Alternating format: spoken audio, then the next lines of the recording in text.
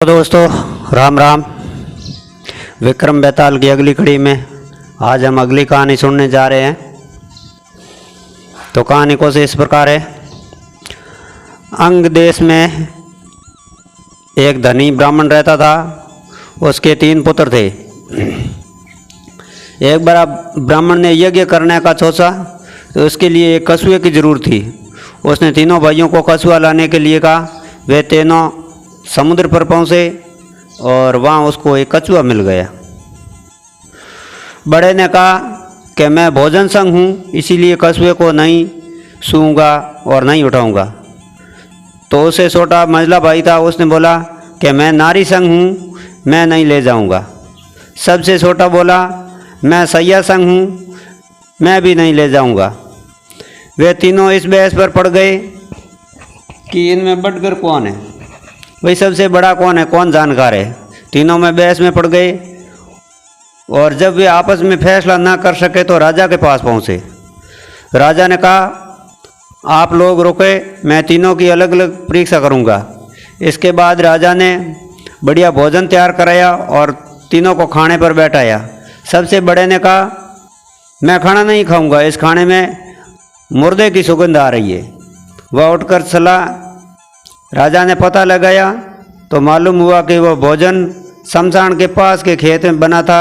राजा ने कहा तुम सचमुच भोजन संग हो, तुम्हें भोजन की बहुत पहचान है, इसलिए तुम जा सकते हो।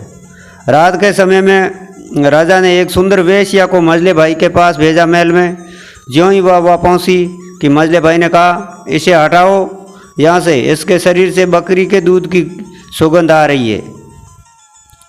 राजा ने यह सुनकर पता लगाया तो मालूम हुआ कि वह वेश्या बचपन में बकरी का दूध पीकर बड़ी हुई थी।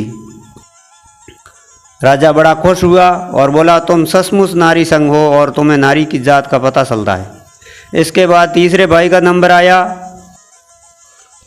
तो उसको सोने के लिए 7 गधों का पलंग लगाया और जिस पर लेटाया। जैसे ही वह उस पर लेटा कि एकदम सीख कर उठ बैठा। लोगों ने देखा उसकी पीठ पर एक बाल लाल रेखा खींची थी। राजा को खबर मिली तो उसने बिछौने को सेक करवाया और दिखाया।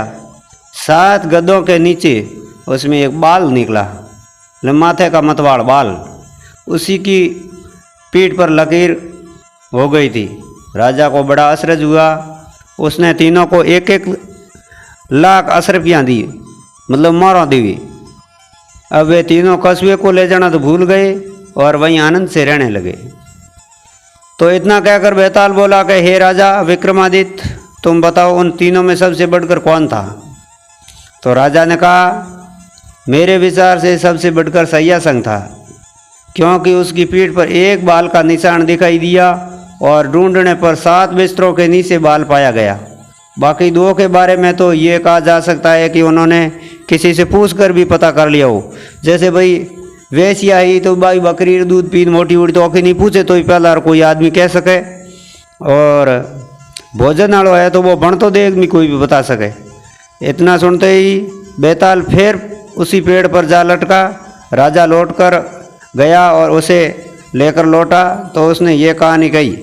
तो आगे की कहानी राजा ने बड़े बौखी होना आई और की होनी और राजा के जवाब दे भी ने और भी महाराज रो कौम कद से दो ही कद वो भूत ने लेन बई करने जाई।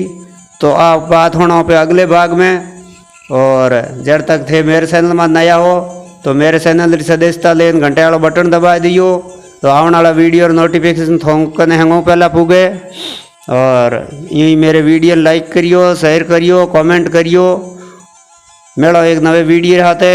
जब तक राम राम, जय हिंद, खमा गणी।